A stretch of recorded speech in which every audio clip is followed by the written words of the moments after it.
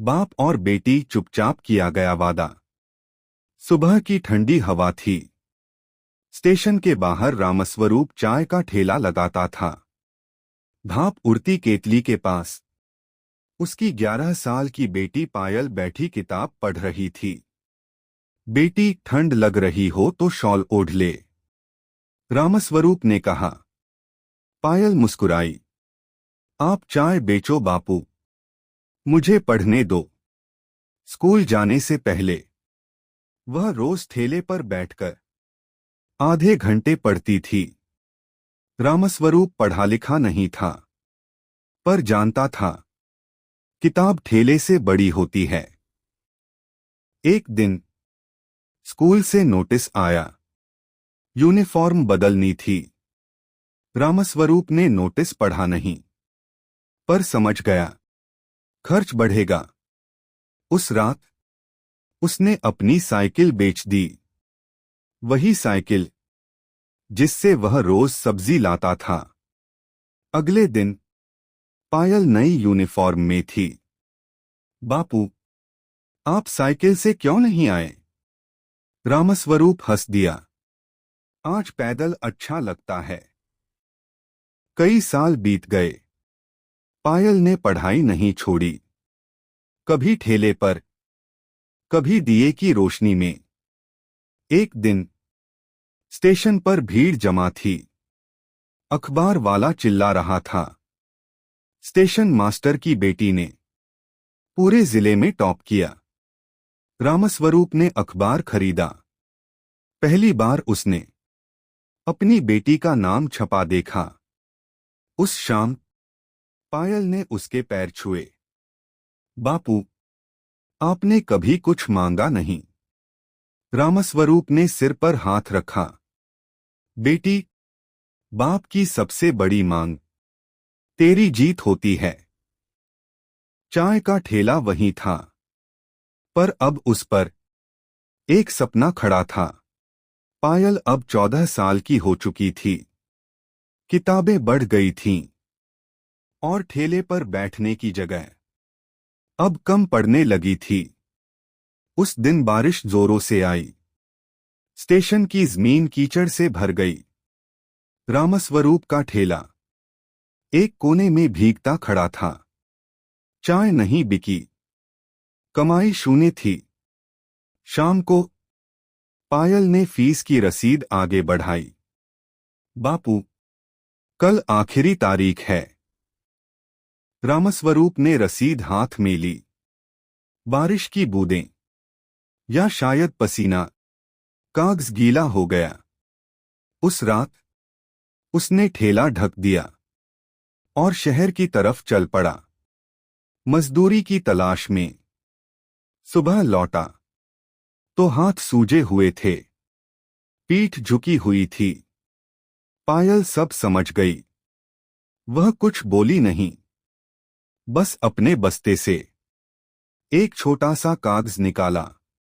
बापू, ये मेरी स्कॉलरशिप का फॉर्म है, मैडम ने दिया है। रामस्वरूप की आंखें भर आईं। भर देंगे बेटी, उसने कहा, पर एक बात याद रखना, हालात चाहे जैसे हों, तू पढ़ाई नहीं छोड़ेगी। उस रात बरसात अब भी थी, पर दिए की लौ बुझी नहीं थी। और स्टेशन के उस कोने में एक बाप फिर से अपने सपने को बचा रहा था। इम्तिहान नजदीक थे। पायल देर रात तक पढ़ती रहती। स्टेशन की लाइट के नीचे, कभी ठेले के पास, कभी प्लेटफॉर्म की बेंच पर। रामस्वरूप दूर खड़ा देखता, आवाज नहीं देता, क्योंकि जानता था एक लफ्ज भी ध्यान तोड़ सकता है। एक रात पायल की आंखें जल रही थीं, सर दर्द से भरा था। बापू, अगर मैं फेल हो गई तो? रामस्वरूप ने चाय का कप नीचे रखा। पहली बार उसकी आवाज भारी हुई। तो क्या हुआ? मेरी बेटी हारने से नहीं, कोशिश छोड़ने से हारेगी। अगले दिन परीक्षा थी। पायल स्कूल गई। रामस्वरूप ने ठेला नहीं लगाया। वह स्कूल के बाहर पेड़ के नीचे बैठा रहा, मन्नत बांधता रहा। शाम को पायल लौटी। चेहरा थका हुआ था, पर आंखों में डर नहीं था। बापू, जो आता था लिख आई। रामस्वरूप ने कुछ नहीं पूछा, बस उसके सिर पर हाथ रखा। कई दिन बाद नतीजे आए। स्कूल से बुलावा आया। पायल का नाम पहली पंक्ति में था। रामस्वरूप ने बोर्ड पर लिखा देखा, पायल प्रथम स्थान। वह वहीं बैठ गया। आंसू जमीन पर गिर पड़े। घर लौटते हुए उसने कहा, बेटी, आज ठेला छोटा लग रहा है, क्योंकि तू बहुत बड़ी हो गई है। पायल मुस्कुराई। उसने बाप का हाथ कसकर पकड़ लिया। स्टेशन वही था, ठेला वही, पर सपना अब मंजिल के करीब था। पायल अब कॉलेज में थी। ठेला अब भी स्टेशन पर था, पर अब उस पर एक छोटा सा बोर्ड लगा था, मेरी बेटी पढ़ रही है।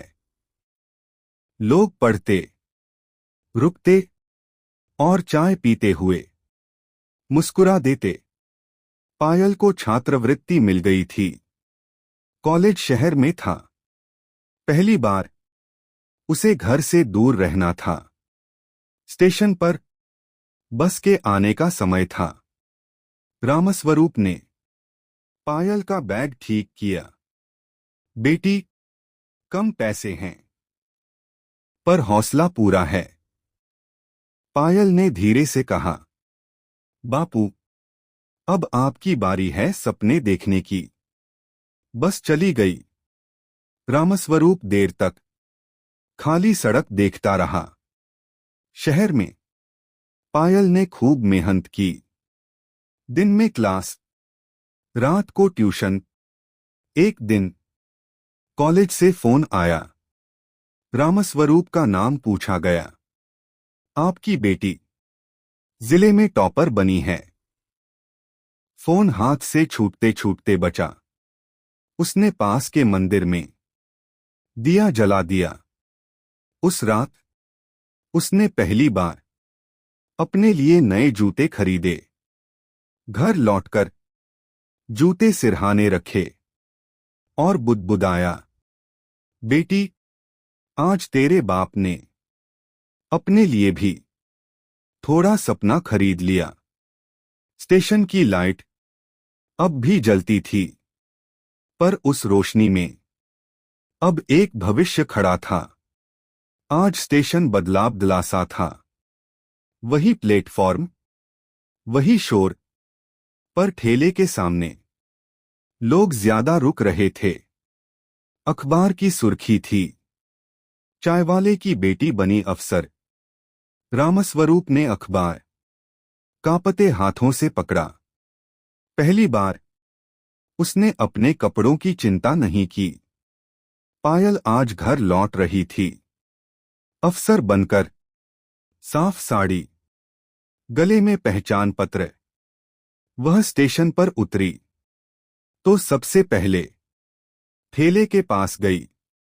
बापू, रामस्वरूप ने उसे देखा तो शब्द खो गए। पायल ने चाय का गिलास उठाया। वही पुराना स्वाद, यही चाय मुझे यहां तक लाई है। लोगों की भीड़ थी, कैमरे थे, पर रामस्वरूप चुप था। उसने बस इतना कहा, बेटी, मैंने वादा निभाया। पायल ने उसके पैर छुए।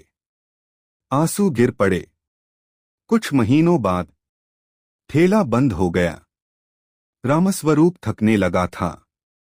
एक सुबह पायल ने उसे जगाया, पर वह नहीं उठा। चेहरे पर वही सुकून था जो वादा पूरा होने के बाद आता है। आज भी स्टेशन पर एक बोर्ड लगा है। यहाँ एक बाप ने अपने सपने नहीं, अपनी बेटी को बड़ा किया। गरीब गुरुजी बरवाला, हिसार, हरियाणा। दूरभाष नंबर 8708022202।